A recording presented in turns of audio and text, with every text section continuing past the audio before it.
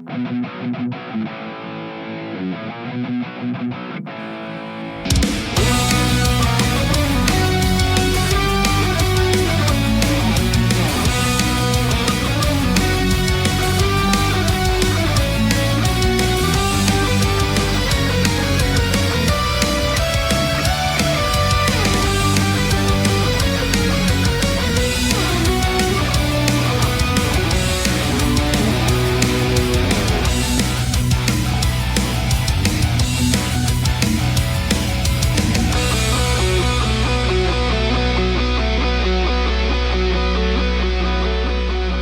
up, Tudorinos? Welcome back to the Game Addicts Podcast, a show where we talk about the modern and retro video games that we play and collect.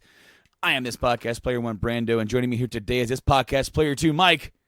Hello. And this podcast special, very special, player three, Tyler.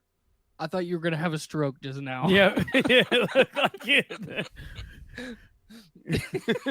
It was like Chris Farley back in the day when he was doing the van down in the river. Yeah. But no, I'm Tyler. I'm excited. It's E3 week. Yeah, guys, this is episode 125. This is the first part of our E3 review of all the news and announcements that have happened so far. There's so much crap to talk about. We're dividing it up into two this year. So we're so proud to have Tyler with us for part one. So excited that he can join us. Of course, we live streamed the Microsoft conference, and I will be live streaming Bethesda as we record this tonight. And then Mike and I will be live streaming Square Enix on Monday evening because there's no way we can't watch that together. With 7 on the horizon here, we can't not. I know. So I don't want to steal the show, but a couple questions for people that may or may not know the E3 schedule. What time does the Bethesda stream start tonight and the Square one start tomorrow? I think the Bethesda one starts at 8:30 Eastern tonight, and then Square Enix starts at 9 p.m. tomorrow Eastern. Oh, that's a late one. It is. It's normally Sony's spot. But guess what? There is a potential that they might give us a demo for 7. Oh yeah, no, I'm gonna watch it. I'm not complaining. That's the big we're sitting here. We've both talked about this, and it's one of those things.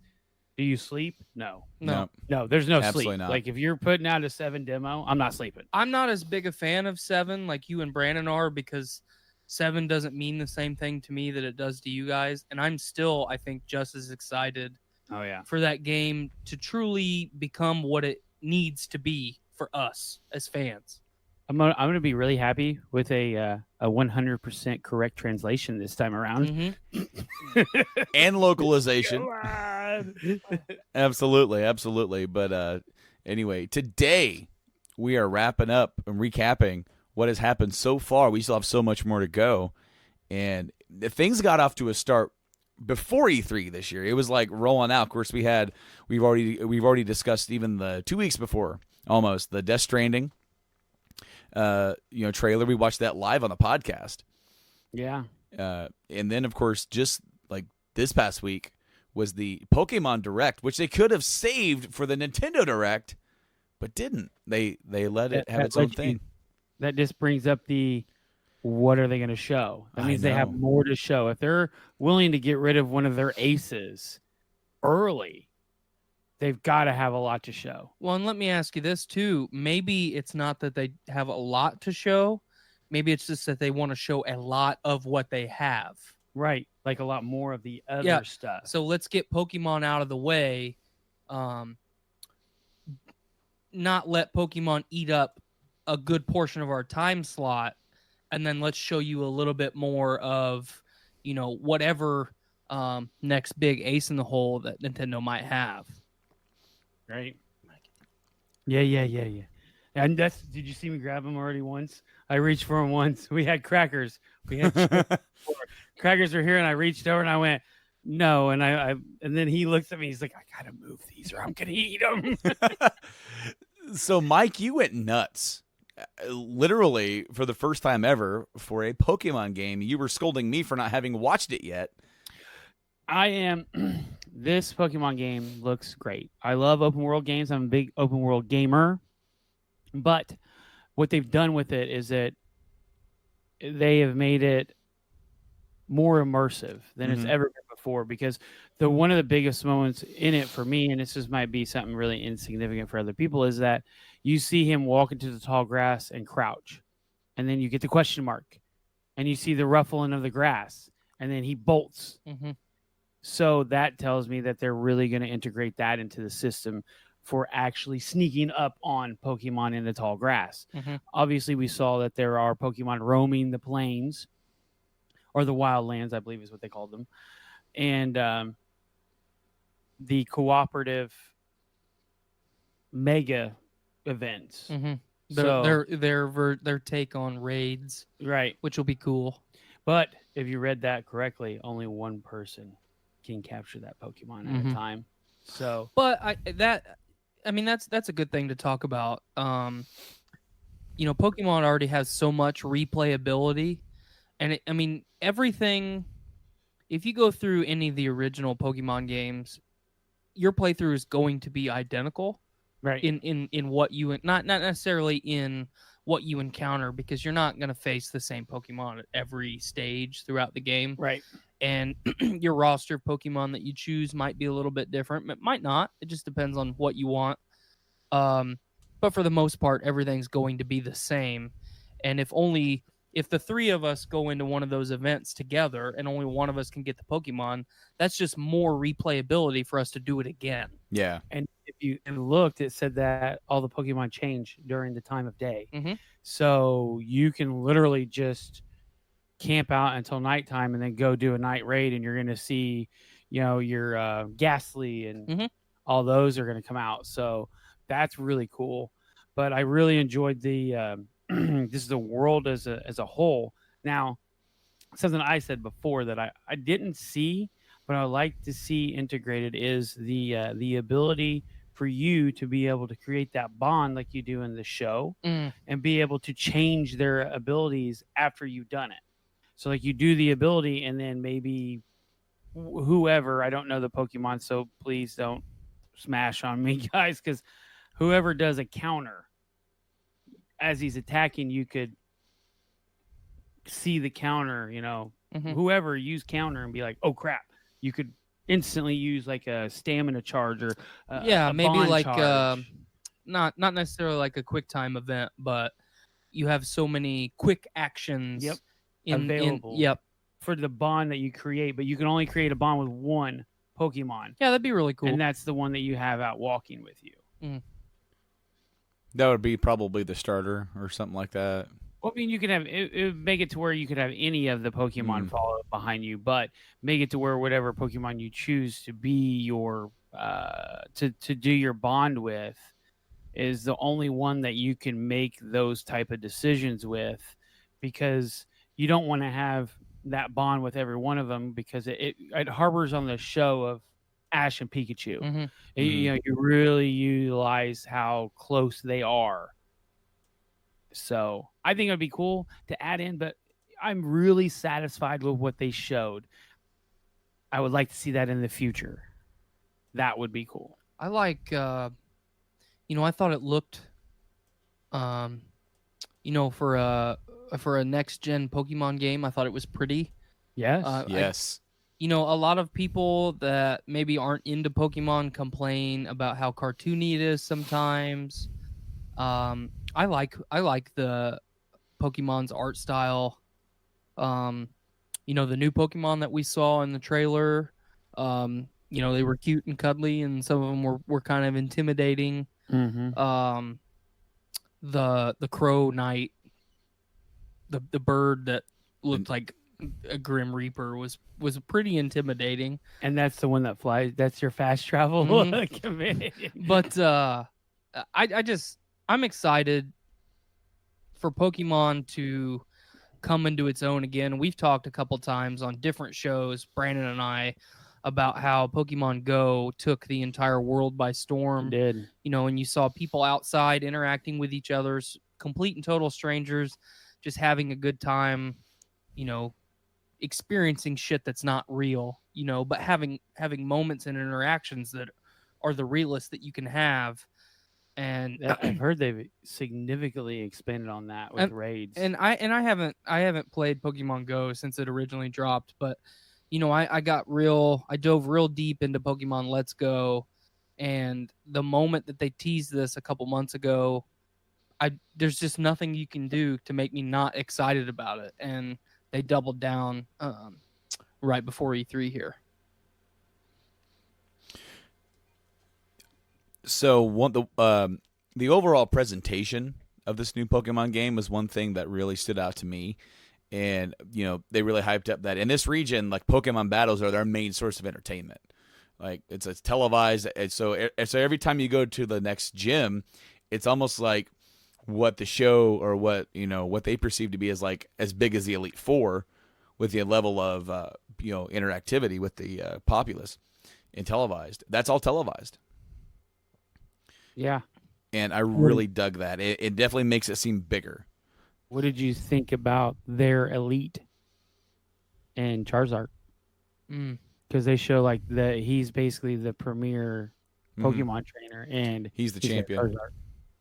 Yeah, he is the champion. That showed me that those might be available somewhere. Mm-hmm. Mm-hmm. I would imagine the majority of the catalog is going to be available. I mean, they showed pretty much right out of the gate, and then anything that might be region specific, there will be somehow some way to grab them. I'm sure, whether it's DLC or kind of Pokemon. Maybe a Pokemon Go tie-in where if you catch them in the real world, you can transfer them over to your Sword and Shield copy. Absolutely. That'd be neat. Of course, with the announcement of Pokemon Home, would be a way that you would be able to connect via the Pokemon over. Mm-hmm. Yeah. So, I mean, I thought this was great. Everything about it, they're still introducing new ideas to the series. They're taking it to the next level. It looks phenomenal, just like you said, Tyler. It looks absolutely like next level good. As far as go ahead. And this is still the first console Pokemon game, real Pokemon game we've ever had. Because Pokemon Go is a rehashing. Yeah, Let's Go is the kind of the fusion dance between Pokemon Go and Pokemon Yellow. Yeah. So I just think you look at the presentation of this new Pokemon, and just one word comes to mind. It's fun. You're going to be able to have fun solo. You're going to be able to have fun with your friends doing these raids. It's just you're going to be able to have fun with the community, because it's just fun. That's what Pokemon's about. I think that one of the biggest updates they'll have is ability to do battles with other players. Oh yeah, absolutely. They didn't mention that before, but they're already saying, "Hey, look, you can battle together." Mm-hmm. So eventually, I think that'll be huge. The fact that you'll be able to battle other players, and like they used to in the old ones with the link cable. Mm-hmm. Now you won't have to do that. You can just do it online. Right. That'd be a big deal. Yeah, oh yeah. Link up with some of your friends and be able to meet up, just like they're doing the raids, but you be able to battle each other and whatnot, and then trade your Pokemon. And maybe they could do like events, just like weekend events, like you have for some of these other shooters and battle royales, where it's like, hey, weekend event, go do this, and it's a tournament or some sorts, or you can go compete and I think that we'll see some. If they do that, you'll see real Pokemon tournaments, like real ones, because they actually have was a Yu-Gi-Oh, where now you put your card down and it reads the card and it puts a holographic image up, and you actually see them fight and do their moves now. Cool. In Japan, which is really cool. So, Japan. They're all about that stuff, man. Yeah, definitely have more down the pipeline this year than we originally thought, because this comes out in November. Another thing coming out this year, unless you guys have anything else to add with Pokemon, Google Stadia being released this year. So they announced in their little briefing on Thursday. I watched the whole thing. I'm very split on it. I'm very split on the idea. Part of me really likes it, and part of me is like, we're not ready just yet for this. Okay, so like, what exactly is this going to be? Well, you can play it on your TV if you have a Chromecast. Okay, you can play it on a phone if it's a Google Pixel. Other phones will be supported later. You can play it on any laptop, tablet, or a PC if it runs Chrome. Thought somebody was like at my door for a second. Sling Blade. Yeah. Hey, I reckon you talking about a Chrome. One of them colonoscopists. He give you a tennis ball if you do good. So you can play if you have any one of those. You don't have to have their controller, but it's definitely designed for their platform. Their controller itself is $70. Yeah, pretty average price though, really. It's about the price of the Switch controller. Yes, that's the Switch Pro. The Founders Edition will get you the controller, the Chromecast Ultra for your TV, so you can play it. 3 months of their Pro membership, which is $10 a month, which gives you free games to play. Not every game is free. You're going to have to pay $60 for some of these games, especially new releases, as well as discounts for the store, and also access to the 4K streaming capability. And then you get 3 months for a buddy, so that way you can play together with somebody. That's $130. It's not a terrible deal. No, because when you think about it, the Chromecast Ultra, I bought one not long ago. That's $80. Yeah, and then wow, I didn't know the that's price $80. So and then $70 for the controller. $70 for the controller. So you're already at that $150. Yep. Then they're throwing in Destiny 2 plus the new expansion.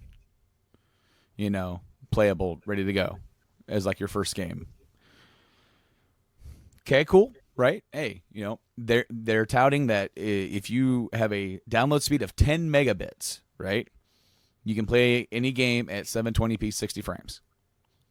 Okay, once you start bumping it up to play 4K, you need 35 megabits to download for 4K 60 frames in HDR. This is like way lower than any of us expected. Cool, right? When the product launches, you're gonna have to pay the Pro membership, because that's what it's going to have to be. And then later on into 2020, I said a free version is going to drop where you don't have to pay the subscription, and you're going to get access to the 1080 version. So what is that? Like, a lot of us thought when this was announced that this is going to be a streaming service along the lines of like PlayStation Now, where you already have a library of games to choose from. And that doesn't mean that we're not going to have games to choose from, but this is going to be more of a marketplace and a new platform to play your games. The benefit of it is that you don't have to buy a console. Right. So, like the most expensive thing. Yeah, exactly. You don't have to put money into a PC, into a console. You can play on keyboard and mouse if it's compatible. You can play on controller, any controller that can connect to it, Bluetooth or other, you can get it their controller. You have options. It's very customizable. It's cool. And then you can put your money towards the games. You don't have to spend so much on the actual hardware. You could just start buying games. But you don't. It's all in the cloud owned games. That's the only thing that bugs me, is that once something is removed from the platform, if they, it's a lot like when games or when movies leave Netflix. The deal with Universal ran out for certain titles, so those titles get pulled and different ones get put on. So say, I buy Borderlands 3 this fall on Stadia, and eventually, they have a falling out with 2K. The 2K games are no longer on the hardware. Since I'm not downloading it, does that game get removed even though I paid for it? Yeah, that's the question. I don't think that they'll do that. I hope not. If that happens once, the gamers will just go ballistic. Like, I spent $60 on a game and now I can't play it. Well, and I would imagine that because, Games Pass is removing stuff periodically from their store as well, or from the service. If you pay $60 for Borderlands 3 and they remove it from their catalog, in my mind, it would just make it so no one else can purchase it. Typically, yes. Right. You would hope that they would be tied to your account, but in this case, like that, for what you're saying, also means that if you have it downloaded, you're good. You can't re-download it. Right. Yeah. But this is streaming. You don't have it downloaded. I don't know. It's something I thought about the other day, and I'm like, man, that's a gray area, and I'm not sure how that's going to work out.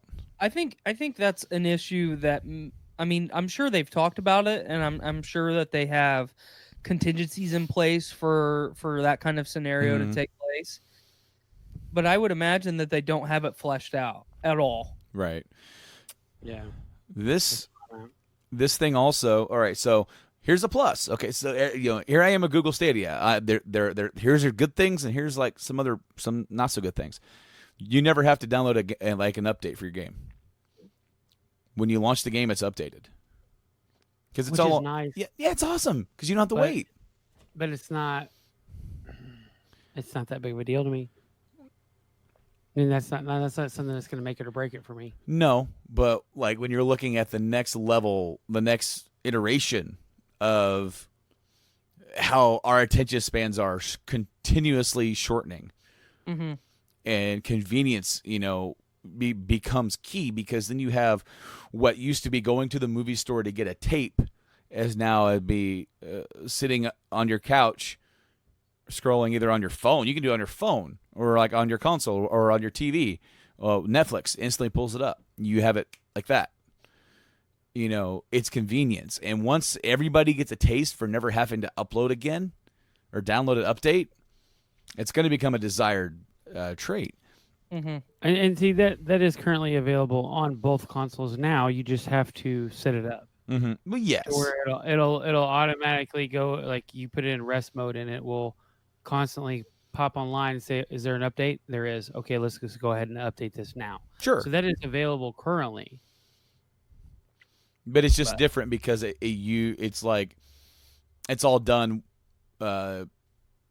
It's all so like, say, like if it was doing it when you loaded it up, it would be done. But for this, they're touting it'll be done instantly. Like as soon as the download's available, like the version of the game that you play is going to be updated. So, I think for me, I'm gonna have to see a lot more of the Stadia before I decide how I truly feel about it. Because, much like you and Mike, I don't really want to be the herald for games as a service, as a streaming service. I've really enjoyed Xbox Games Pass, but I download those games. Mm-hmm. It's not that big of a deal, right? Because while I'm paying for Games Pass, that's technically my game. I just own a digital copy of the game, or I'm renting a digital copy of the game. Right. That's a better way to phrase it. But one of the most anticipated titles of the last 20 years was announced for the Stadia during their presentation in Baldur's Gate 3. Yeah. Mm-hmm. So Larian Studios is a studio that's had a lot of trials and tribulations their entire existence, and Wizards of the Coast is a very picky organization. They're not going to let people meddle in their affairs or, have anything to do with their IP that aren't worthy. And I'm currently playing through Divinity Original Sin 2, the definitive edition, and it's incredible. It is not hard to see immediately why Original Sin 2 was reviewed as the best isometric RPG of all time by a lot of organizations. It's just incredible. And Larian is a studio that gives a shit about what they're doing. If they're going to put their faith in the Stadia, then Google has shown them something that is going to benefit them as a studio. Is that only exclusively on? No. Okay. It'll be Microsoft, Sony, and Stadia. It won't end up on Nintendo, I don't believe. But yeah, the verdict is undecided for me. It's right there. Yeah, you've got the thumb teetering back and forth right in the middle. The final thing, and this was revealed later. I don't think they revealed this themselves. Somebody else did a study about the amount of data flow. If you're streaming at 4K HDR, okay, per hour, you're going to be streaming 15 gigabytes of data or gigabits per hour. In order to reach a terabyte, it's going to end up taking 65 hours of play. Now, for a lot of America, not everybody has fiber, unfortunately. Right. The big companies like Comcast, Cox, Time Warner, well, they have data caps. Yep. I have a data cap, unfortunately. It's like 500 gigabytes. So when you think about, that's just in gaming. That's not with your total average use, you know. A guy we work with, they stream, and they almost reach their data cap with just Netflix and gaming and stuff like that.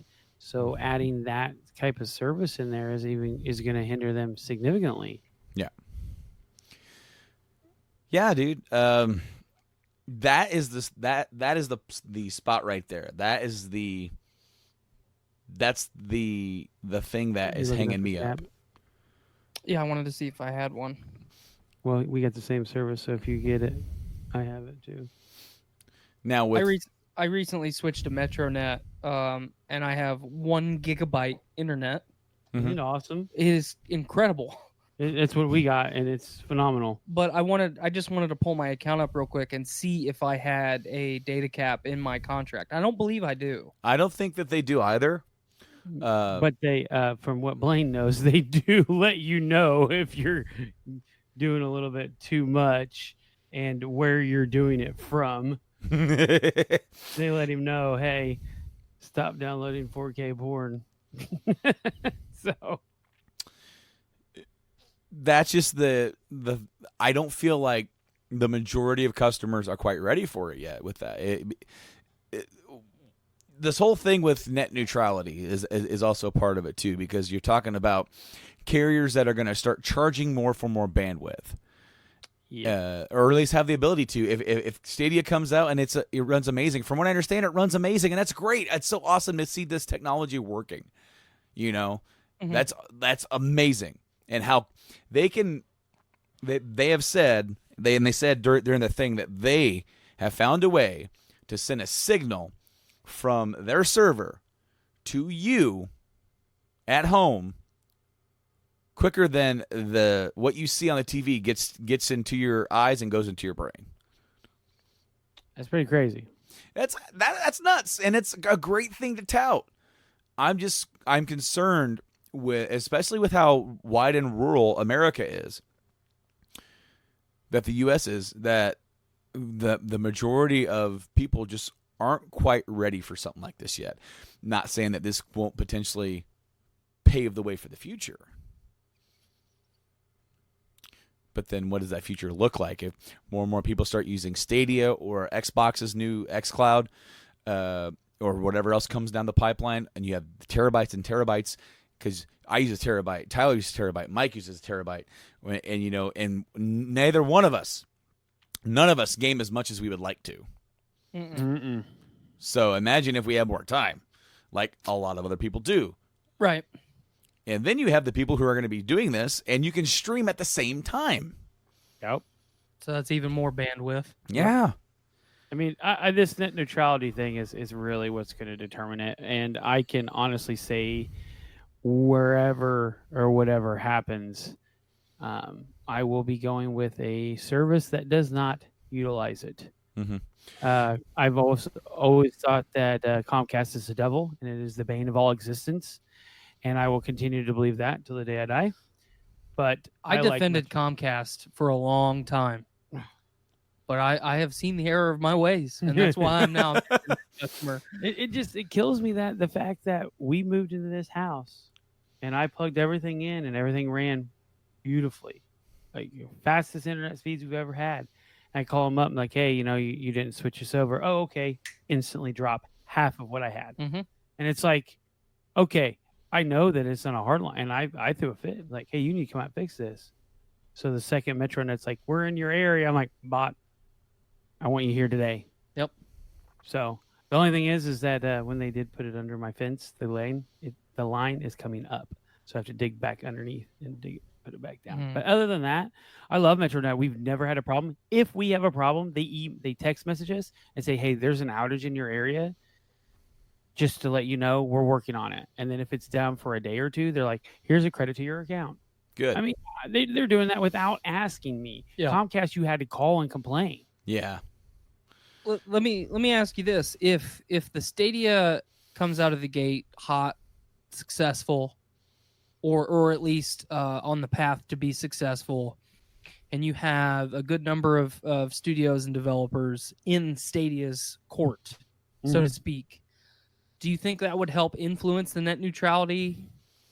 If Google can add a lot of people in its backcourt more than it has right now, because Google is obviously one of the major players in this conundrum that we have. Yeah, no, they're definitely not for getting charged more by the carriers or even then to limit their users' access. They're backing the old laws of like they're backing net neutrality. They're backing net neutrality.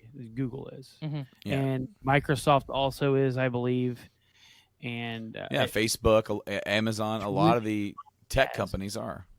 And it's Comcast, and I believe Verizon is another one. Those are the guys that have really against net neutrality. Yep, I was just saying, if Google can accrue as many people on its team as possible to come out on the positive end of this, if you think the Stadia will have a part to play in that, and it could, especially when you have a company like Google whose their output is going to multiply by zillions. I mean, zillions and upon squillions of terabytes of data.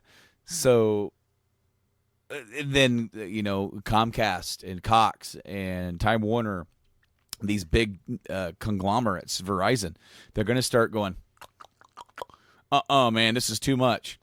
And since net neutrality got struck down, they can start charging Google. And they say, look, you either have to pay us or we're going to start blocking this off or start siphoning. And then, unfortunately, that's going to pass on to the consumer if that goes through. I'm about ready to say something that's going to get you fired up. Okay. I'm going to warn you right now. I want to know when we became slaves in America.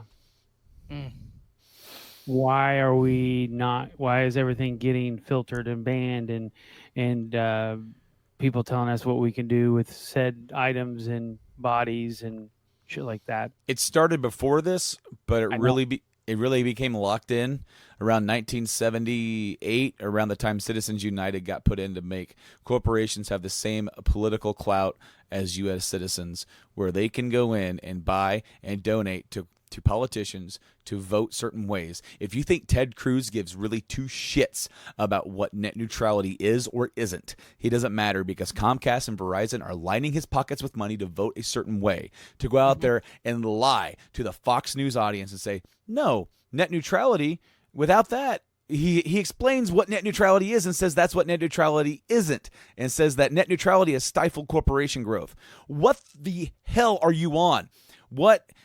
It doesn't. I didn't fire you up. I fired him up. eBay, Amazon, Facebook, Google. That is Etsy, Netflix, Hulu. This is just the tip of the iceberg on corporations that were founded amongst the structure of the internet and have grown, especially like Facebook and Google and Amazon, to be monster corporations. Amazon is going to put Walmart out of business. Whoever thought that would happen? Right. Yeah. I mean, the simple answer is governments are bad. Okay. Yeah, it baffles me of what's.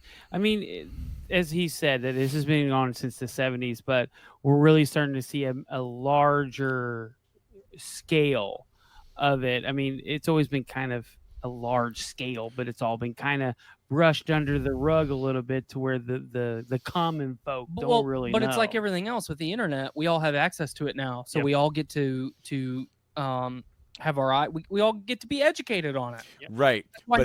That's why net neutrality is a good thing. Anyone that is educated on it is like, yep, that's what I want. Yeah, and their goal is to keep you do whatever I want. Yeah, their goal is to keep you uneducated, and therefore the newest form of slavery is to keep the people poor and stupid. Yep. Mm-hmm. Anyways, we sorry. Star Wars. I opened I opened the floodgates to political. We're talking about Star Wars now. Star Wars Jedi Fallen Order was revealed during EA Plays, and that dude, even before we started streaming today, we were gushing about this game. This game that I said on Twitter it looks like they had matched together Dark Souls, Uncharted, and Force Unleashed into one new awesome looking game. Mm-hmm. Man, what do you guys think about this? You go ahead, Mike. You can start first. Okay. So I believe it is what we've been looking for. Mm-hmm. This is the one game that's been the wild card for us as we're talking like, ooh, it's an EA game. Ooh, it's an EA game. Like, really, it's not. It's Respawn, but we were hoping that EA would put their hands out of there and say, it's yours, just take it. Well, let me add a little bit to that. Me personally, I was hoping that Respawn would say, put your hand out for me, please. Get out of here. Yep. We've got this. Yep. You know, you want us to make this game, let us fucking make it and get out of here. Yep. And it seems that is exactly what happened because it looks great. The gameplay, when I went in, I loaded it up. I was like 3 minutes late. So the first thing I saw was him force pulling the trooper and then just impaling him on the saber. And I was like, wait, what? Okay. And I really got intense and watched it, and fully trained Jedi. I didn't see any force jumping. No, just regular jump. Regular jump, and he did force pull for the vines and stuff. Force push for the doors. Force push for the doors. I seen the time. I really dug that. The time. I really liked when he stopped time when the trooper shot the laser and then the blaster and then pulled him in front of it and was like, that was the moment that I started thinking about all the cool different combos that you could do between force powers and lightsabers and everything. I just saw that and I was like, oh God, this is it. This is what we want. Well, exactly. And I think, this is a testament to either EA realizing the mistakes that they've made with BioWare the last couple years, kind of what EA has done to that studio, what Activision has done to Destiny. That's why Bungie said, hey, peace, we're out. Whether they took a back seat and let Respawn do what they needed to do. I've been like Respawn's number one fanboy since the first Titanfall dropped, because I thought, okay, this is just a strictly multiplayer only game. It'll be fun. And I really got into it. I didn't think that you could really improve on it, because Respawn, I mean, what like massive campaign have they ever done? Nothing. And then they dropped Titanfall 2, and the gameplay was fantastic. The multiplayer was fantastic. The story mode was one of the best single player stories that I've played, kind of in the sci-fi genre in a while. And then Apex Legends, where anyone that's playing Apex and is enjoying it is gushing over it. So Respawn is a studio that we want to succeed. The only thing I can argue with is I don't like battle royales, but you fucking like Apex Legends. I love Apex Legends. It's so the combat is just so damn fluid. It's good. And then I think part of what has us all hyped for Fallen Order so much is the fact that the last 4 Star Wars games we've had weren't very good. Battlefield is starting to get better. Yeah, but it wasn't at launch. It wasn't at launch. It wasn't a complete game. It was a dumpster fire. The first Battlefront was fun for a little bit. It was a dumpster fire. The first Battlefront was fun for a little bit, but I mean, what was the last good Star Wars game we had? The Force Unleashed? Man, that's been so long ago. I would consider that decent. Yeah, I wouldn't consider it good. I would consider it decent. So we have been kind of ruined, when it, or at least Star Wars' reputation in video games has kind of been ruined. And you see a game like this that has, you know, just from the short little snippets that we've seen, a compelling narrative, important characters. Important characters from movies. Yes. That were established in the movies and Rogue One and showing not just Rogue One, a Clone Wars. Right. Or the Clone Wars, because that's where Saw Gerrera was originally introduced. Yes, but really made big with Rogue One, for sure. So, you know, with what we saw at Microsoft during their press conference today, we got to see a little bit more of the Fallen Order, a couple more scenes additional to what we saw yesterday, and it just looks good. You know, this is alpha footage that looks better than a good portion of the shit that I've played in the last 12 months. Yeah, and you said that the only thing that you had to complain about was textures, and it's alpha footage. It's alpha footage, so they're going to clean all of that up. So it's going to be phenomenal. The only thing that I really hope is that the game is long enough to satiate fans. Yes. You know, if the gameplay is fantastic, if the narrative is fantastic, and it ends up being kind of an Order 1886 scenario where it's only, you know, right around 25 hours on the long side, I think that will be what kills it. But if they give us a good 30+ hour narrative, then yeah, it'd be worth it. Who's not gonna love that? That's a Star Wars fan for sure. Right. And they're talking. I mean, this is 100% choose your path. So you can go dark. No, you cannot. Oh, I thought you do not get to choose your path in this. This is a story. This is a Jedi story. He said they have decided not to, and they asked him why, and he said because.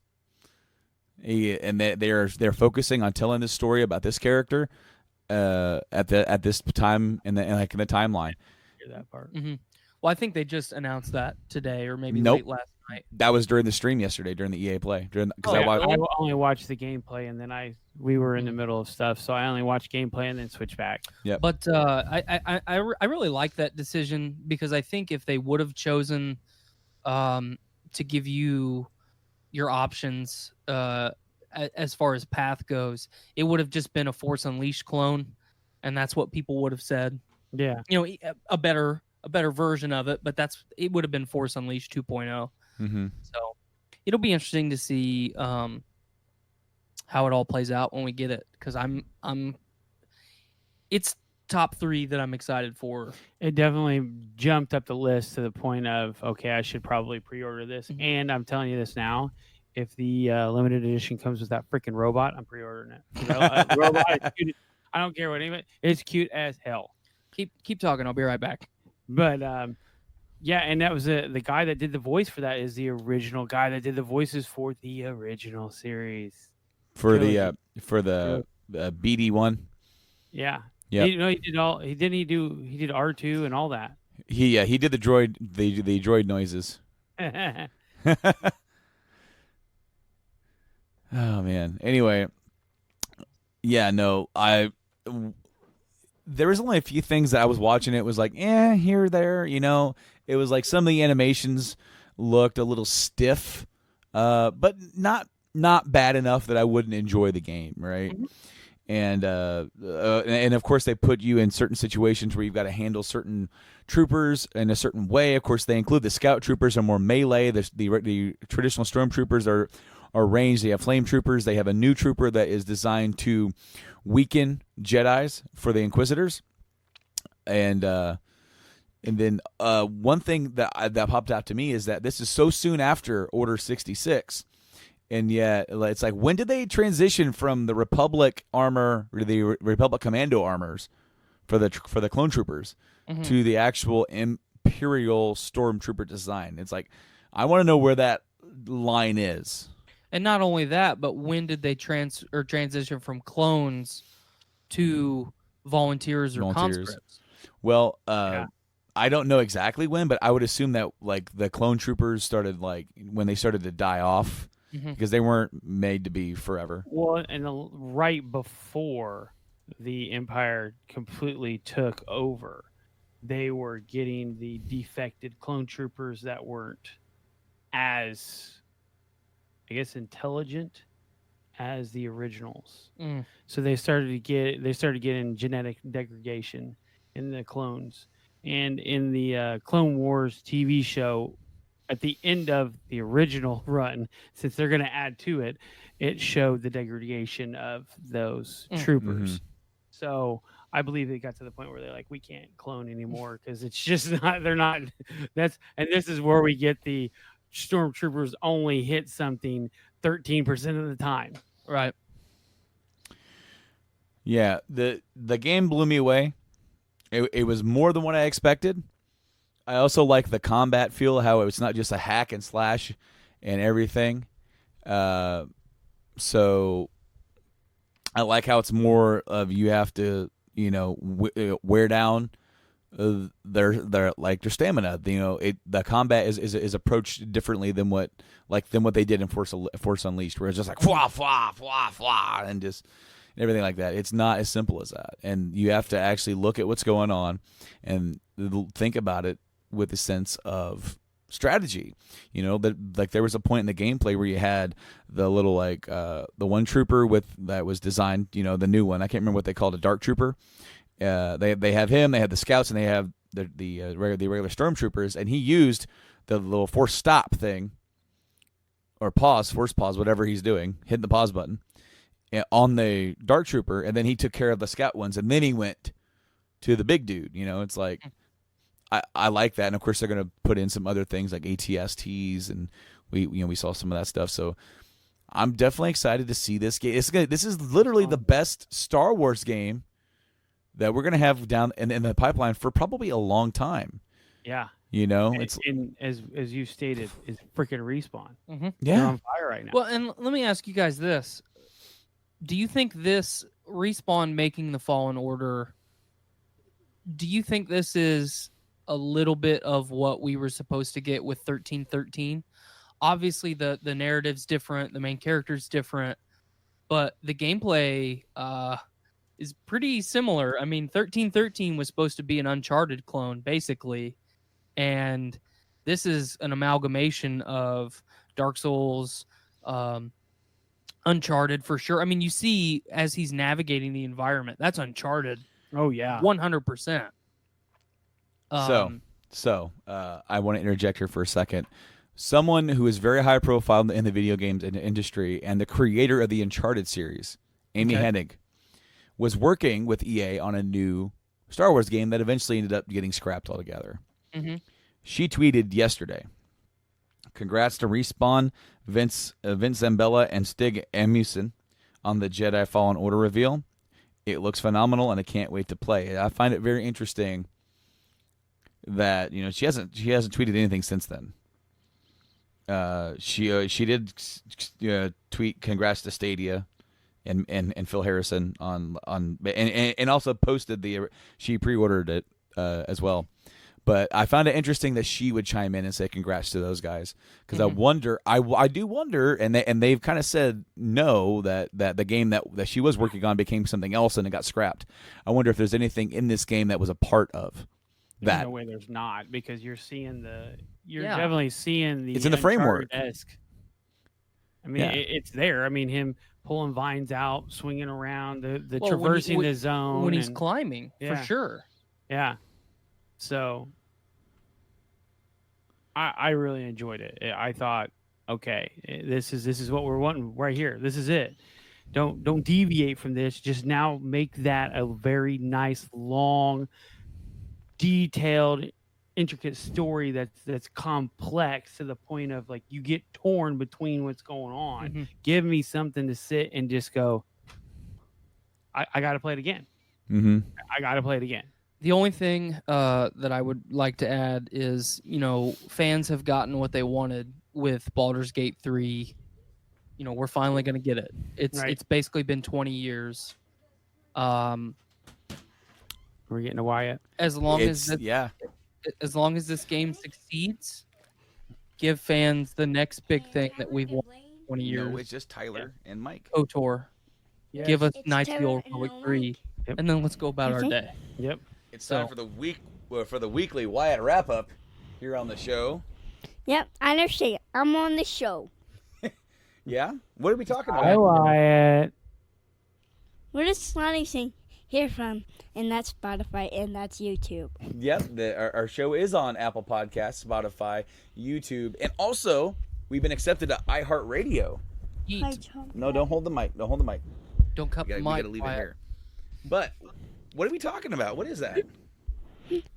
It's the Xbox. We will be talking about Xbox. Yeah. What I'm saying with that fun thing with it. Fudge Penguin? Is that what you... Fudge Penguin? Did you hear Fudge Penguin? I didn't watch it. You And didn't watch it. No, I didn't. It's funny that Are you- Brandon... So we're talking about video games, and we just got done talking about Star Wars. We were talking about Star Wars. Yeah, we're talking about the new Star Wars game, and we're still doing the podcast here. This is part 1 of E3. Can you We say were E3? watching Star Wars, and it was not working. You're right. We tried watching Rogue One today, and it was not working. It was not working anymore. Nope, not working anymore. Anyway, it's time for bed, Bubba. I just said that. Can you say thank you for listening to the podcast? I just want to keep talking to the podcast. I just want to keep talking. Well, buddy, we got to carry on with the show, okay? No single days. No one is talking. I'm single day. Fun of that chick. What? What'd you say? It's a ton of that chick. What? Chick. That's Chick. that's the Xbox. That is the Xbox, yes. That's how you play cowboy game. That is how I play my cowboy game. All right, buddy. I love you. Love you too. Bye. Say Bye. Say thanks for listening to the show. Thanks for listening to the show. Bye. All right. I love you, dude. Be careful leaving. Can I have a hug? Thank you. I love you. I'm doing a podcast with Mike and Blaine. No, and Tyler. Taylor. Yeah, and Tyler. Yep. Okay. Bye. Wabu, bye. You better comment on that in a second. His headphones go on. You better. How does Wyatt pick Blaine before me? Man, I think he's met Blaine once, and he's met you way more. He just associates like you with Blaine.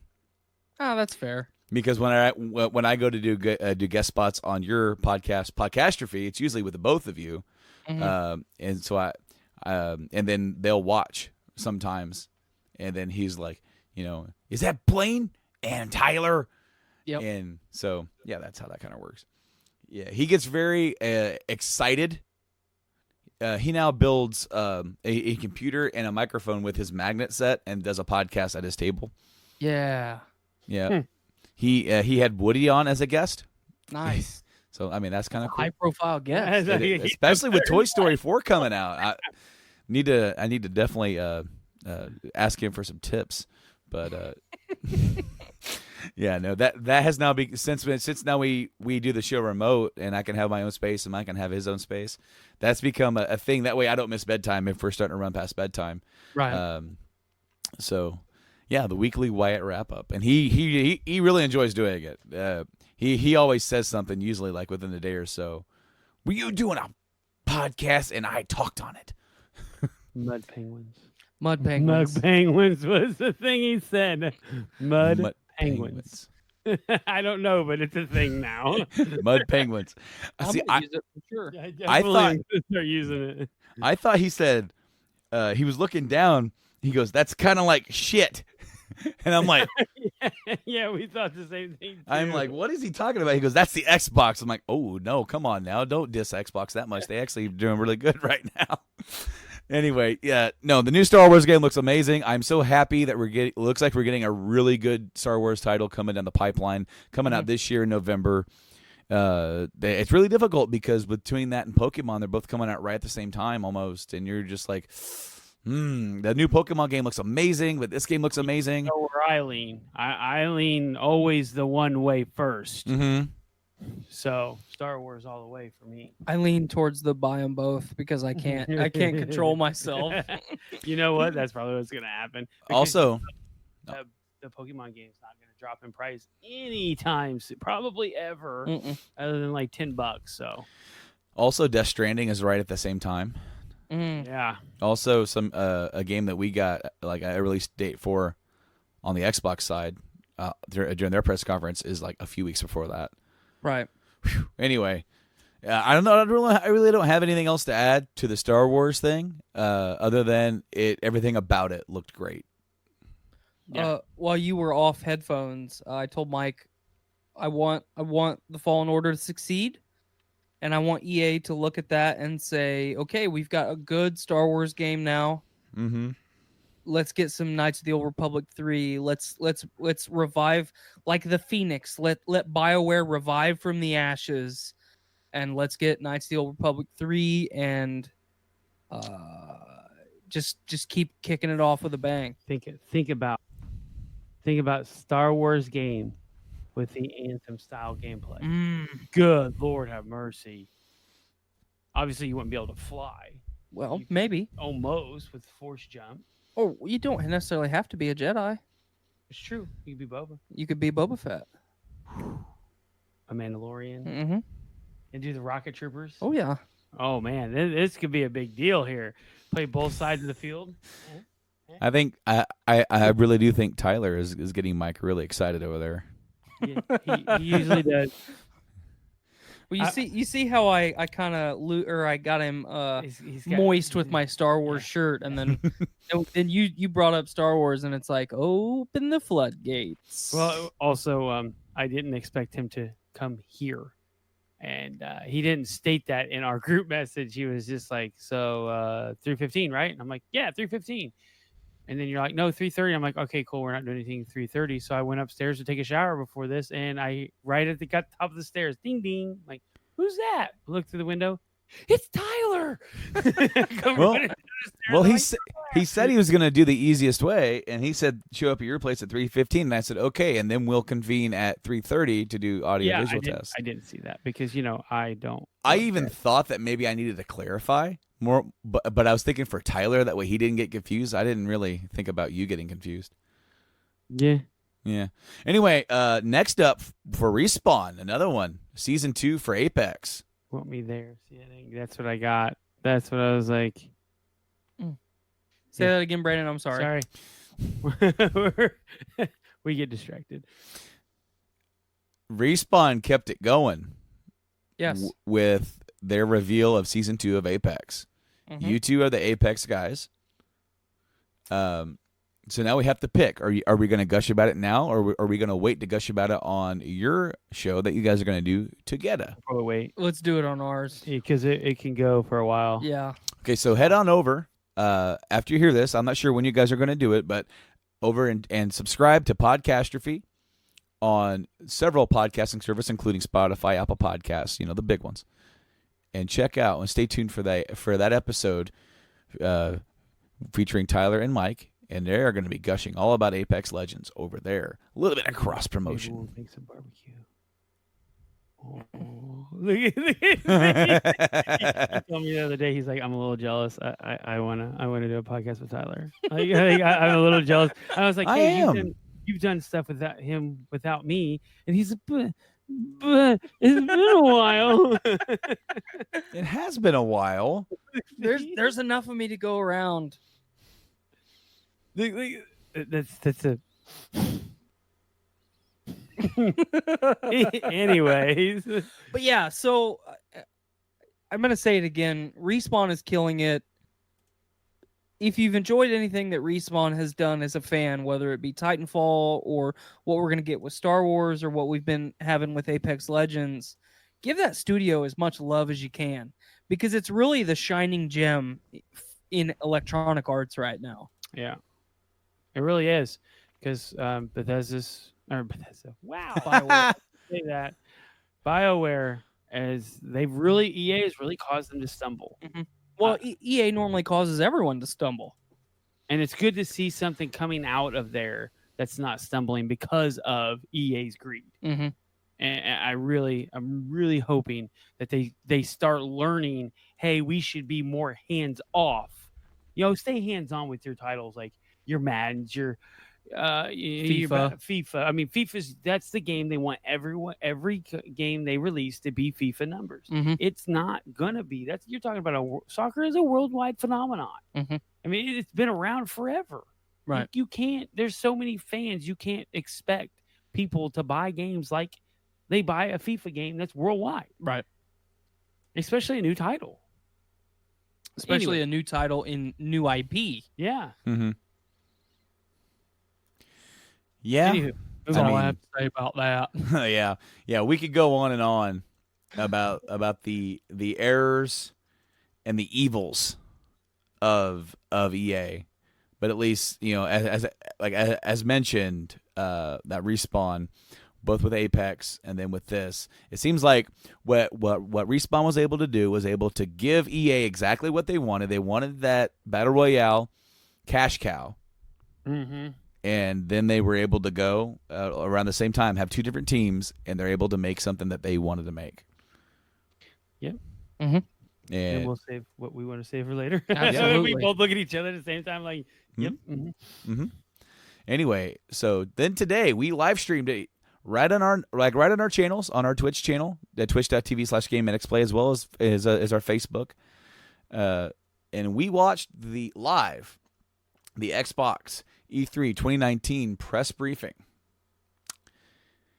Wow. They killed it. Yeah. Wow. They did exactly what they needed to do. 2 years in a row. Mm-hmm. Yeah. 2 years in a row, Xbox showed up with the intent that fans are going to be fans of video games and of their brand again. Yep. They're doing a good job. They really are. I mean, for me, I don't plan on buying a new Xbox console because they are bringing everything to PC like I want them to. Mm-hmm. So I'm still going to support them because they're doing exactly what they need to do. Right. Mm-hmm. They're seeing the change of the gaming, and it's like, okay, we need to be essentially the voice, the first stepping stone to say, hey, look, we're three different, let's just say we're three different gamer types right now. Mm-hmm. You got Nintendo, PlayStation, Xbox. Let's just go ahead and say we don't care and we want everyone to be happy. Mm-hmm. So let's try to do what we can to make everybody happy. And that's what's really turning gamers more to lean towards more of Microsoft or Xbox's ways, because they're giving it. I mean, they're acquiring 8 new studios, and they're just throwing out the freaking exclusives. They're throwing games at us. Well, and Phil Spencer, I'm going to label him the happiest guy in video games. Yeah. Because he's just, he's amped up about what he's doing. I mean, could you imagine being that guy walking into a flaming dumpster fire? I'm going to use that again in Xbox. And he's like, well, Phil Spencer kind of reminds me of Fix-It Felix from Wreck-It Ralph. Yep. He's got his golden hammer, and by God, he's going to fix it. And from the time that he took over until now, he has done nothing but elevate that brand. 8 studio acquisitions right now. He says there's over 1,000 titles in development. Yeah. That's 1,000 titles that they know of. That's under their umbrella mm-hmm. to a degree. So, geez. and they brought us 60 today. Yeah, 60 titles. And how many? 14 were world premieres. Yes. They had that kick the door open entrance with Outer Worlds. Yeah. Obsidian was, when I saw them, they didn't announce that during E3 last year. That was a little bit after. When I saw that they acquired Obsidian, Brando, you and I instantly had the conversation. Well, I wish they would have done this with BioWare. 10 years ago. Yeah. Because, and especially too, just think about the relationship that Obsidian and BioWare and Obsidian and Bethesda have had. Mm-hmm. Like Obsidian is kind of the middle ground between the big two Bs in Bethesda and BioWare. So they've had a lot of interaction with some of the best designers and storytellers in gaming. They're pretty good at what they do. I mean, they were Fallout. Yes. I mean, they were Fallout. Mm-hmm. So in my mind, I'm going to rank that as the biggest acquisition that they've made, because I think that Obsidian is the most capable of doing kind of anything and putting their spin on it. I also like the way it seems as if during this entire Microsoft conference, it didn't seem like Microsoft was really reining anyone in. It was just do whatever you want. Give us the games that you want to give us. Mm-hmm. Here's our payroll, or here's our bankroll. Mm-hmm. What do you have to make? If it sounds good to us, make it the way that you want it. Yep.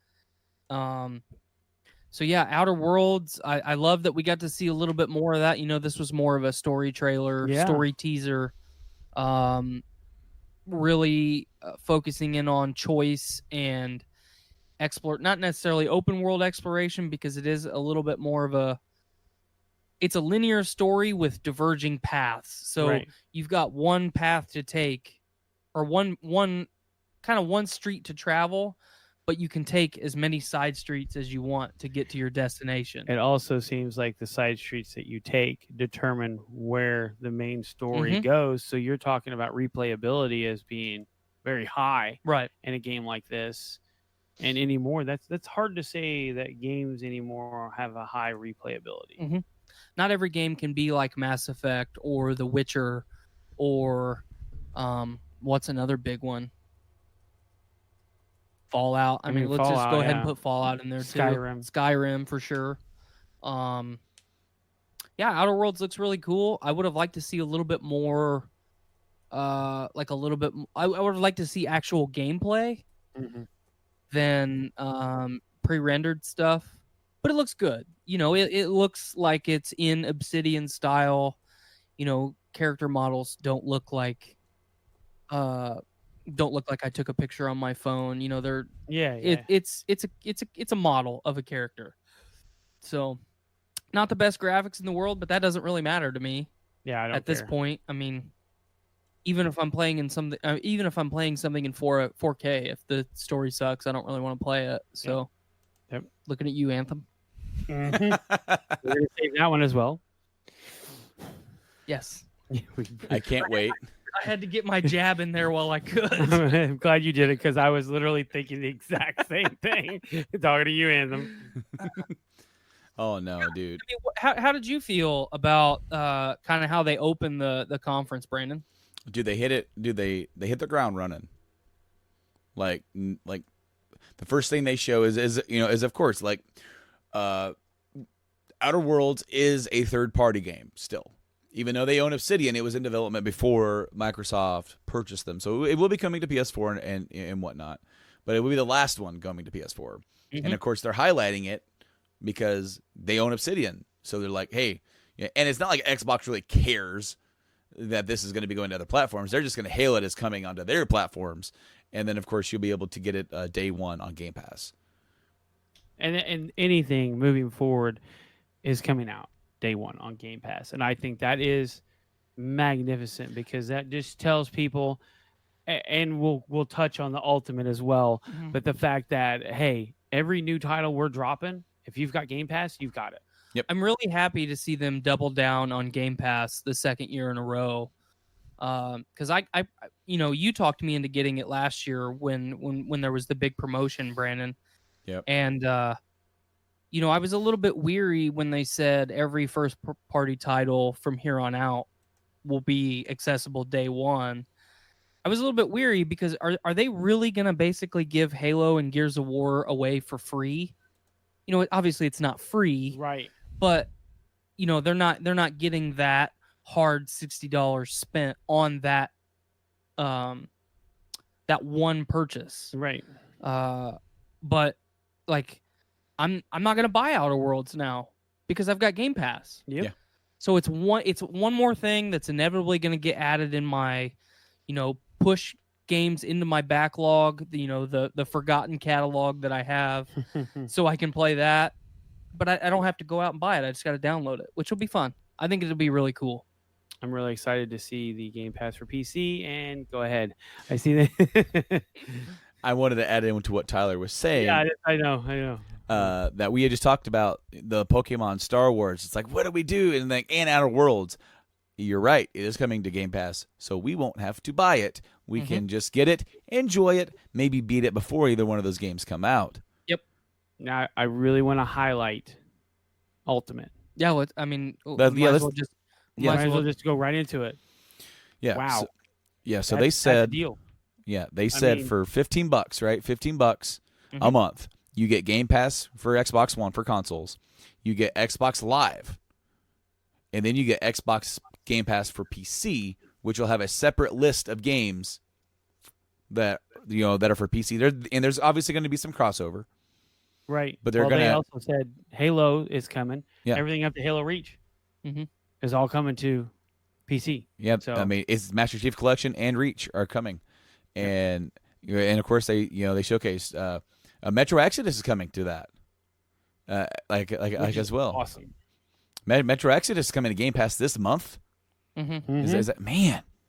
That's a game that I strongly urge anyone that likes kind of survival horror, first person apocalypse.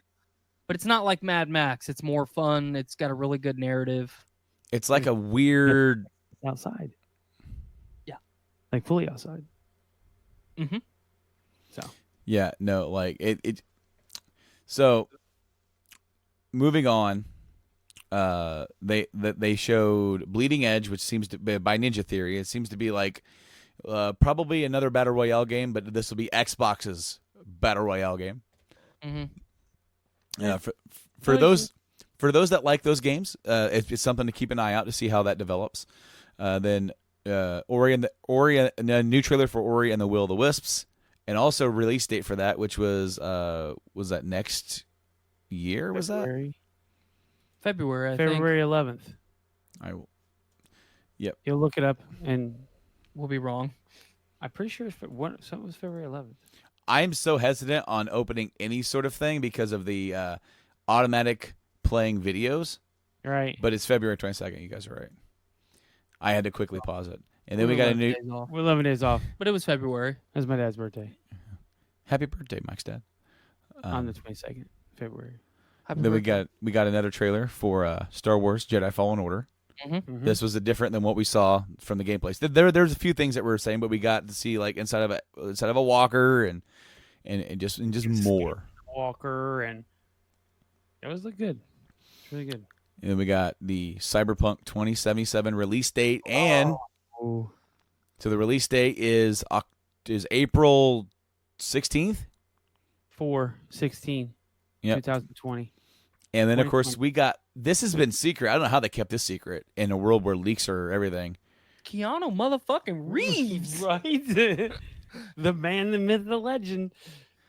He walks out on stage, and he's just like flabbergasted by the response, and he's hyped up for it. He is. And as I said during the live stream, he's made his money.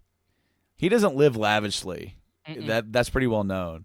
He doesn't do anything that he doesn't want to do. Yeah.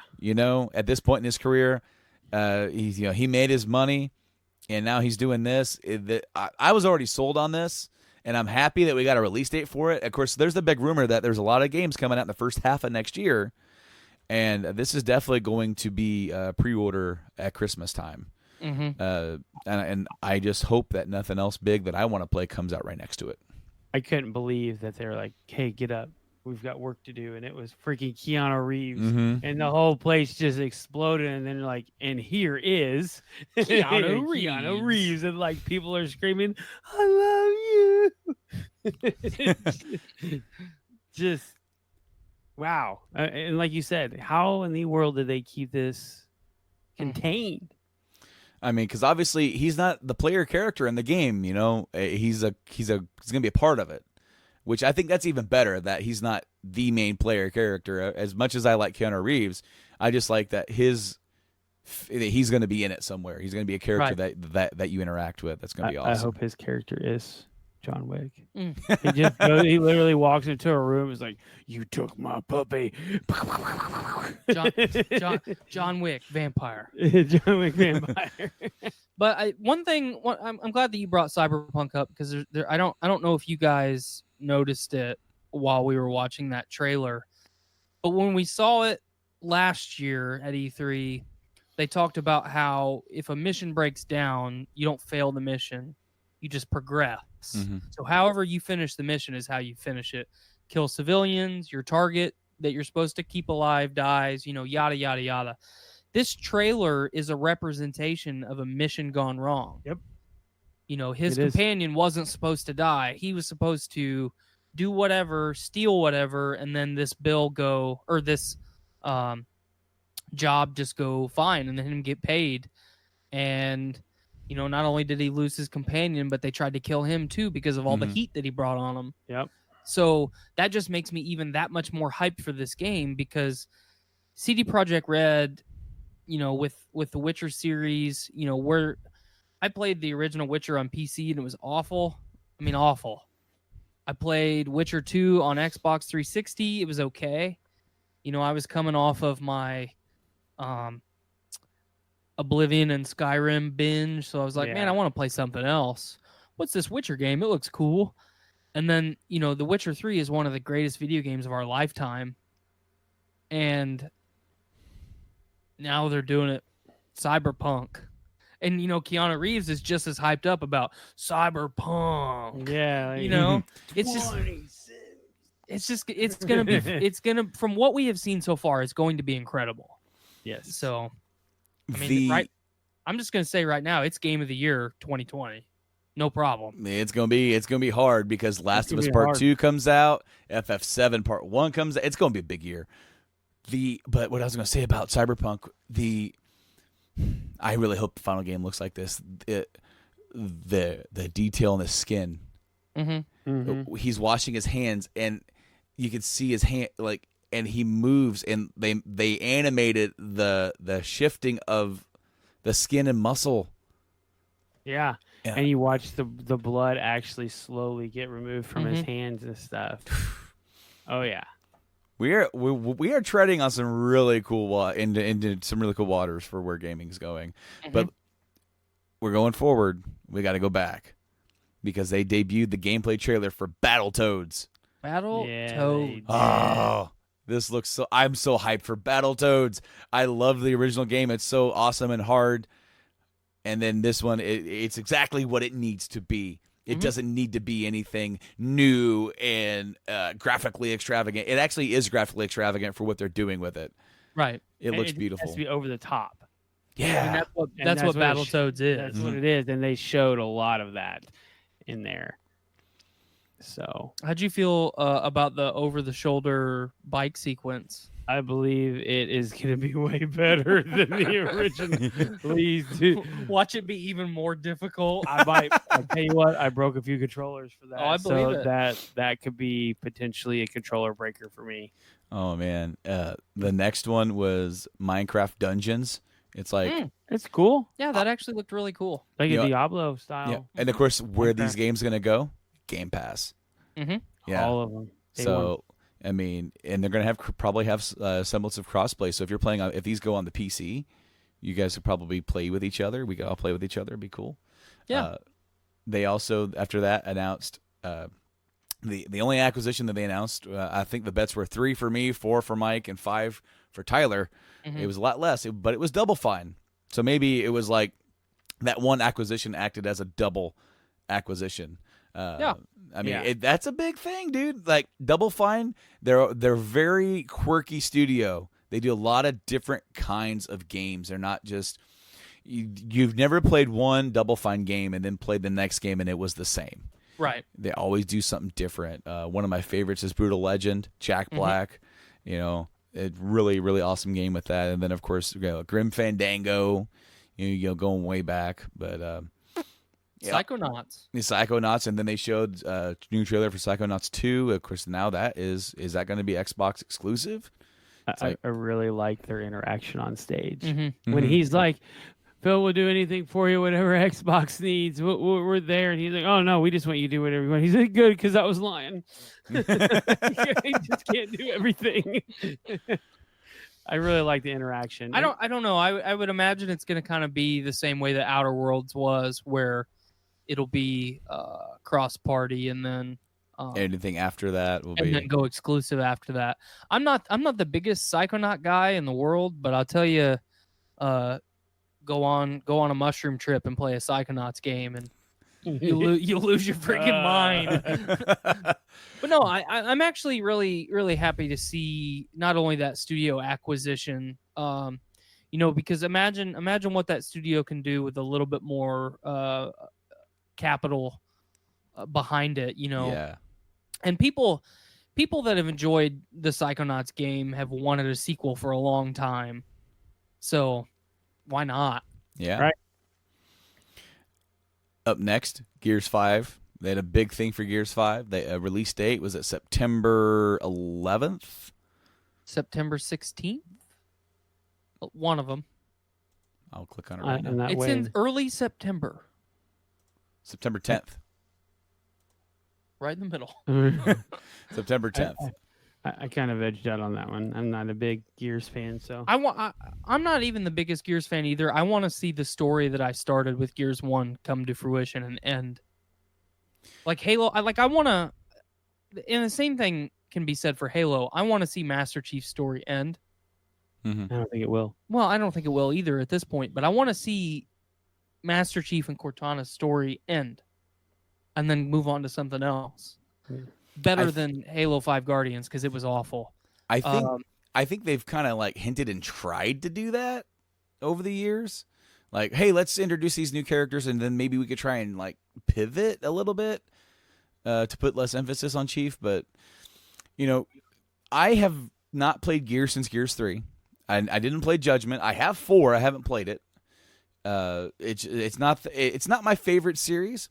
I do like the cover shooter. Obviously, a huge fan of other series that do that. Mm-hmm.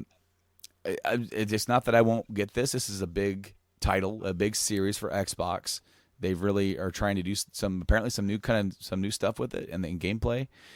So we'll see everything that has. Of course, they're also seems like they're trying to expand their multiplayer for it and do some new things with that as well. And that's cool. And then that's just awesome. They also revealed a crossover with Terminator, which was really cool. That was probably like the coolest part of the reveal.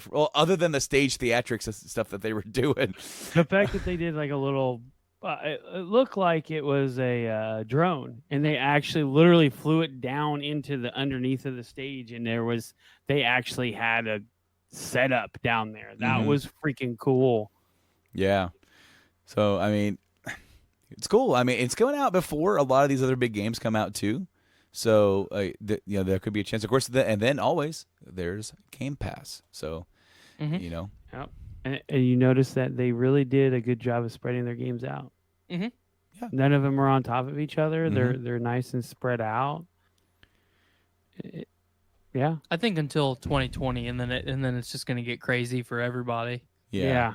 So the new Dragon Ball Z game got a title, Dragon Ball Z Kakarot. We didn't get unless this is gameplay. It says it's an action RPG. The graphics and like the way that they've built this make it look like the damn comic and TV show come to life. Mm-hmm. It really looked like a Toriyama mash. Yes, and that was perfect. It looked crazy, colorful, vibrant. It looked like all the craziness that you have come to see and know right in your face hole. I mean, I want to see more. I want to see this was just a big reveal, right? This was the eye catcher. I want to see what's the game play like legitimately with the HUD. I want to see progression menus. I want to see all that kind of stuff because I've played a lot of the fighting games. They're fun. The RPG Attack of the Saiyans, that was like a long time ago on like the DS. I want to see what this is like. I want to see what the gameplay is. Mm-hmm. Question is how far are they going to take it? Because it stopped at Frieza. That's the last thing we saw was him fighting Frieza. Mm-hmm. So, as we all know, Cell Saga is not Kakarot's story. Mm-mm. That's Gohan's story. Mm-hmm. Yeah. So, what are we going to do? Well, then that kind of makes sense then, wouldn't it? Like, you would take it to Frieza. Like, especially an action RPG, you're unlike the fighting games, you'd be allowing yourself more time to tell the story. Mm-hmm. To let it, to almost like make it feel like you're playing the anime, essentially. Which would be awesome. And hopefully it's more akin to the comics. Yes. Yeah. I would rather see more akin to the comics. Where you don't have to blaze through the Cell or Saiyan and Frieza saga in like 2 hours. You would do it like over a course of like maybe 10 to 20. And that would be amazing. Mm-hmm. That'd be great. Up next was revealed the Lego Star Wars, the Skywalker Saga, all 9 movies. Cool. Yes. Hell yes. Because they didn't do a Lego version for Last Jedi. They did one for Force Awakens. So we're going to get the original trilogy, the prequel trilogy, and then we're going to get the Force Awakens, and then they're going to Lego-fy Last Jedi and then the new movie. And that's coming out next year. They announced the new Elite Controller 2. Cool. I mean, they're tweaking it. Mike has a theory that could be the controller that ships with the new console. I think no, because I think this controller is like $150, and they definitely want to keep that premium tab. Okay, on that. So what I mean by that is that I believe that they're going to be very close to the same design that they have with the Xbox One. Okay, all right. And then the Elite controller is going to be. I don't think they're going to deviate from that controller. I think that's going to be the next controller. They would have said. I think that they would have kind of said something about it, like maybe redesigning things. There's no redesign. It was we're going to stick to what everybody knows and loves, and we're making it better. We're cranking it all the way up as high as we can crank it up right now for you guys. It's going to be above and beyond anything we're capable of doing currently. Turn it up to 11. Yep. So when they said that, and then we got the Elite 2 controller coming out. Well, why would you put the Elite 2 controller out a year before you're getting ready to release your new console that's going to have that could potentially have a whole new concept of a controller? Yeah. They're not. It's going to be the same.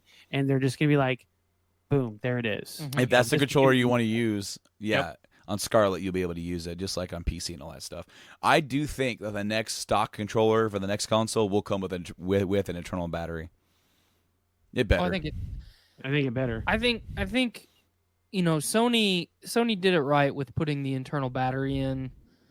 If the PlayStation controller's battery was a little bit less fragile, then it would have been flawless, in my opinion.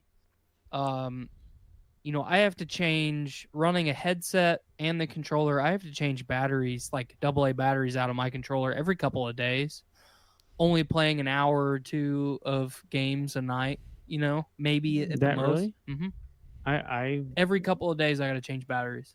Man, mine's last couple weeks. Not mine. And I've tried many different batteries, and it just sucks them dry. I bought the internal battery pack. It is expensive. I should have done that a long time ago. I'm not gonna lie. It's like it's damn near $50.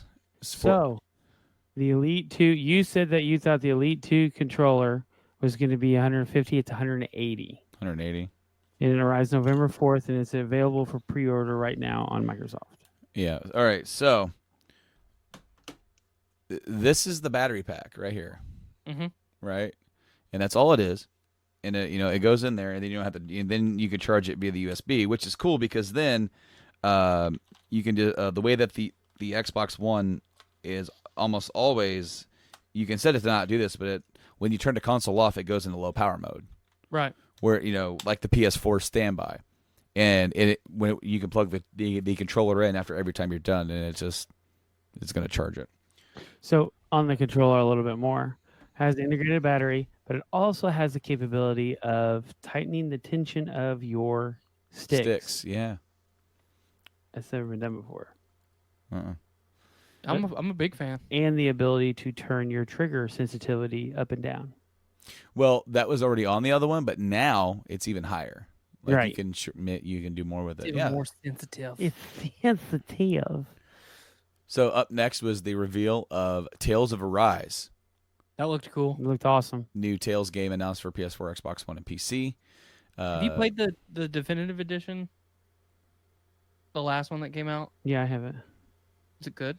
Yeah, I liked it. I enjoyed it. It's just problem is that there was so much coming out that it wasn't grabbing. Mm. You didn't get sucked in. It got forgotten about. It got forgotten about. It's in my backlog, but I'll get to it eventually. Mm-hmm.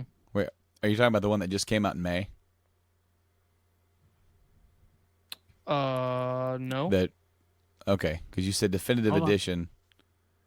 Maybe. And that one was, I believe, Tales of Vesperia, which was the Xbox 360 exclusive that is now out for all the consoles. That one's brand new. That's the one I'm talking about. Okay, that one's brand new. That one just came out in May. Okay. So we have here the latest ones. And you look at that one.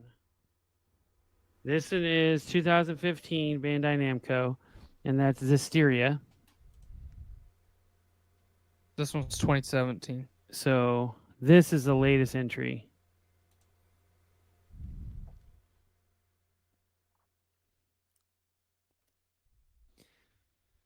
So Yeah, that's the one I was talking about. Okay. But Yeah. the definitive edition. I don't have this one. I don't have the definitive edition. Okay, Yeah. so the Tales of Vesperia just got released for the definitive edition worldwide in January 11th, 2019. Mm-hmm. Yeah, I don't have that one. Yeah. Obviously, I give you I got for the PlayStation, but these are good. I mean, yeah, this one's okay. I mean, I literally just started it. This one's good, but it's kind of weird. Like, so you get actual people, and actually, these are all ghosts. Like, everybody's a ghost. It's just him. Okay. So it's really weird. The world's good, but I didn't finish it. I got about 50% of the way through. Got to the twist, and I was like, "Oh, the twist didn't grab me like some Final Fantasy twist. Right. It wrenches the heart, and you're like, I gotta kill him." Roger. But it was good. It was good, solid. What's next? Borderlands 3 trailer, along with the free Borderlands 2 DLC. If you have the Handsome Collection, that's going to bridge the gap between the games. The DLC is now live. You can download it right now if you have that game. So, yeah, that's great. Borderlands 3 looking zesty. It looks good. Big, I believe, is the word that I used during the live stream. It looks very big. It's huge. God damn it. I mean, how can you not use that? Just go ahead and mute him, Brandon. I wish I could mute just him. I'd have to mute both of you. I'll I just, mean, we could. I could I'll just just press- I reach could over reach and over unplug and it. turn it. So, unfortunately, I played a little bit of a thing. I clicked on this thing so I could actually get the full thing because we got Tim talking about Project xCloud, but then we also got Xbox Scarlet officially announced and specs released. And these specs sound awfully familiar. With their the Xbox hardware will bolster 8K capabilities with frame rates up to 120 frames per second. I don't think you're getting 8K in 120. I believe I said up to in 720. Is that what they said in 720? Yep, Yes. 120 frames per second in 720. In 720. Okay, so the company will be continuing their trend for backwards compatibility. All 4 generations are going to Which be is represented. awesome. Oh yeah, absolutely. Good for them. Awesome. Of course, they have a partnership with AMD using the exact same thing as the PlayStation 5 is using. Oh, it's not the same. There's a difference. That's what I keep hearing is that there's a difference. This one's specifically made for them, but to me, It's the the specs same. No, the same. No, look it's same, the so. it's the new it's the same Zen. Yeah, like Zen I know. 2, It's also going to have ray tracing. What do you know? Variable frame rate and a new generation of SSD that is used as virtual RAM. Doesn't that sound familiar to you? That sounds exactly like last month. I'm having like Groundhog Day here.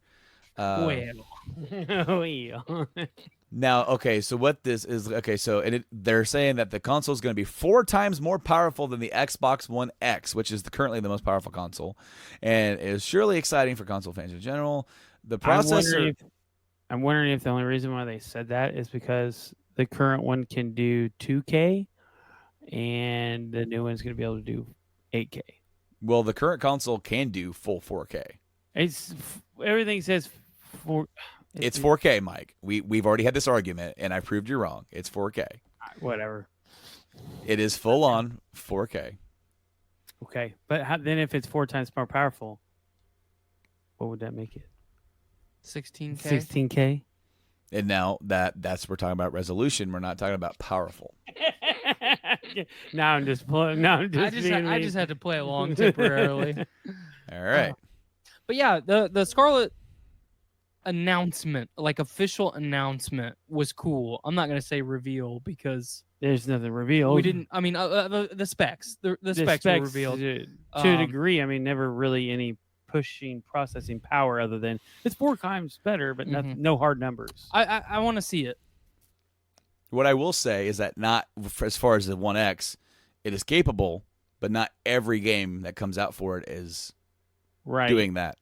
Like you have some games that do, like the more recent one, the one that that we saw and got to see. It was Red Dead Redemption 2. Looked amazing on the Xbox One X. It was the play that is the place to play that game. Anyway, the processor itself is going to be unique to the Project Scarlet and will power the monster of a device. Luckily, the fans won't have to wait terribly long. It's coming out holiday season 2020, and it's launching with Halo Infinite, which we already decided. We knew that was going to happen. There's no way it's not. We got a new trailer for Halo Infinite. It's like no gameplay. It's like a story trailer. Interesting. I mean, it basically says that they lost. Yeah. I mean, it does say they lost. We lost. Covenant won. Well, Cortana won. Cortana won. Yeah. So, I mean, there's that. There are 2 that we actually forgot. We got the announcement of the new game from Software and George R.R. Martin, Elden Ring. Yeah. Elden Ring. Elden Ring. And then also the announcement of Phantasy Star Online 2 is coming to the U.S. via Xbox One and PC. That's going to get downloaded. So, I want to see what it's about.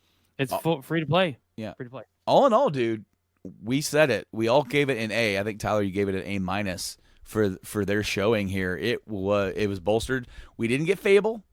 We didn't get a new Forza. My plus. If it would have been a plus, it would have been for Fable. So what's coming out as far as like a big exclusive for the fall for them? That's Gears, and that's it. The thing is that the immediate future for this fall, for the summer, like they have stuff coming out. It's nothing major, nothing earth shattering, but they have stuff coming out, and it's like it's only going to get more involved as we get into next year. Yep. Yeah. Man, I'm so glad that we broke this up into 2 parts for E3. Because we're already at like an hour and 40 minutes. And we could still continue. Oh, no. We're starting to really cut it short here. I'm keeping myself very under control. Yes, I am too. Yep. So we are going to have a part 2 coming up for this here on the Game Addicts podcast. And we got Bethesda coming up here in like less than an hour. I gotta get to my couch. And then of course Mike and I will be continuing, and we'll be talking about the rest of it. And then Tyler and Mike are going to be talking about everything. Everything. We're going to talk about the meaning of life. Yeah, there you go. Well, I mean, there's a couple things that I really want to see. I really want to see what Ubisoft does in the next couple days. Yes. Because one of the things with Microsoft's presentation, Ubisoft has really doubled down on Assassin's Creed again, and I really, really enjoy what they're doing. You know, with Origins, it was fantastic. Odyssey was fantastic. They have revitalized that franchise. They have improved it. They have made, obviously, they're still not the best stories in the world, but the games are fun to play. Right. Again, you know, like they were when they first started coming out. I would have liked to see Ubisoft kind of have their presentation before Microsoft, so then maybe we could see a little bit more gameplay on some beefy Microsoft One X, you know. But I just got to wait a couple days. That's just me being impatient. I'm going to see more of Skull and Bones. Mm-hmm. I really want to see what that's going to be. Yep. Because that's basically a Black Flag. One thing that I'm glad that Microsoft didn't highlight today is their dead franchise, Sea of Thieves, that has been dead pretty much since it started. Would you say it's dead in the water? It's dead in the water. Thank you. That's what you're laughing at. You're thinking the same thing. I have been salty about Sea of Thieves since the announcement because Salty as sea waters. it's just it's an empty game. Some of this stuff looks cool. Like the ship gets attacked by a freaking giant shark, giant monster, like the Kraken. It's an empty game, my man. I know, but it's empty. It's a Sea of Z's, is what I've been told. It's the Sea of Z's. I like it. What I've been told. That when it's good, but a lot of the time you're just here I go. So cool. yeah, I've been like last year and this year, especially with Sony pulling out, this is probably the most excited I've been for an E3 in the last 5 years. You know, 2013 left a bad taste in everyone's mouth. Mm-hmm. That was an Xbox fan, you know. Mm-hmm. And, you know, Sony's obviously made its mistakes before that, but I made the switch due to the 13 announcement. Mm-hmm. I actually made the switch to PlayStation. The last 2 years, I haven't really seen anything that's like, man, I don't want to give them my business anymore, because it's the total opposite. Like, I want to keep paying Microsoft for their shit because they are justifying my hobby. Yep. So what do I have to complain about? You know, they're doing a lot better. Mm-hmm. Really turn it around. Phil, happiest man in video games. The magician. The magician. He's turned Microsoft magician. He turned literally the backlash of, hey, you cannot crossplay. You can't share your games. Our Lord and Savior, Phil Lord. Spencer. Hallelujah. Hallelujah. I bet old Vampiro's pretty happy with Phil Spencer right now. I bet he is. Yep. I was watching the press conference on my screen, and I was pretty impressed with what I saw. I liked it when they brought that vampire Keanu Reeves out on stage. They brought John Wick out, and I was pretty excited about that. He's a vampire, you know. Yeah. Anyway, guys, you guys can go to Podcastrophe, subscribe to them on Apple, Spotify, Podbean, and and you'll be able to hear. He always remembers the plugs. For everyone. You'll be able to hear Tyler and Mike go on about the meaning of life and all the stuff that's been going on this weekend as well, the stuff that we didn't cover, like Apex and maybe some stuff that hasn't happened yet. Mike and I will do that sometime this week, either Tuesday or Wednesday, whenever we get. It's either going to be early or our normal day. So it's going to be one of those days. Whenever it really depends on what happens tonight. Sure. Yeah. And tomorrow. Well, Tuesday is an 8-hour day for us, so that's why I kind of threw it out there. It's like we can go and get it done I'm early. fine with that because there's nothing on Wednesday. No. So unless the other thing with E3 is like it starts out and you'll have the big announcement, but then more information will trickle out. Trickle out there. More information will trickle in towards it trickles out. It triggers out during the week. But I trick or treat.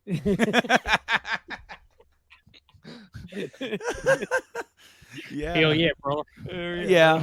But I mean, by Tuesday's the official start of the show, like where people can go, and then you have like the rest of the week where stuff kind of goes out. So, I mean, either way, I guess it doesn't really, Well, I say we just do it on Tuesday, and then if anything meaningful hits, maybe we'll do a bonus one and Sure. say, hey, here's all the extra stuff from E3, because, like you said, the stuff's going to trickle out. Yeah. And Trigger. you said out. trigger. It's going to trigger It's out. going to trigger out. Yeah, man. So please stay tuned to all of our stuff on. You can download this podcast if you're watching it. You can download it on podcast services around the globe, including Apple Podcasts, Spotify, Podbean, Stitcher Radio, TuneIn, Google Podcasts, and our new clients at iHeartRadio. I'm so happy to be a part of it.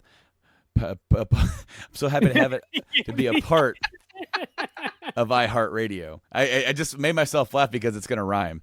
And then, of course, you can check us out on YouTube, as well as twitch.tv/GameAddictsPlay, and all of our social medias, Facebook, Twitter, and Instagram at GameAddictsPlay. It has been quite the podcast here, nearly 2 hours just for part 1. And, of course, Tyler, thank you so much for joining us here today. Thank you. You're very welcome. It hurts my face to hold that for a long I know. time. Oh, It's been great hanging out with you guys. thank you guys for every time like something major happens in the industry. I text you, Brandon, and I'm like, hey, if you guys need any help, I like to talk about stuff. I don't want to invite myself because I feel like that's rude, but I said, hey man, if you need any help during E3, I want to do it. And Well, you instantly jumped on it, and I appreciate that. Well, like the only reason I don't reach out more often is because I know how busy you are. Right. And, it's like, I mean, I guess the worst thing that you could tell me is no. Right. But it's like, I try to be mindful of your workload and your family life and all the other podcasts that you're involved with. So it's like, you've got your stuff going on, and it's like, I want you on like all the time if I could have it, but it's definitely a hoot. Well, I appreciate it. And Mike, I will be seeing you very soon. Maybe be talking to both of you on the chat during. If you guys are watching along at Bethesda, you guys could be chatting along with me because I will be streaming it live. Yeah, I will be in the chat here shortly. Yeah. Awesome. So, guys, thank you guys for watching and listening to this however you did. And until next time, we will see you later. I've been Brando. I've been Mike. And I've been Tyler. Game on, guys. Have a good one. Later. Bye.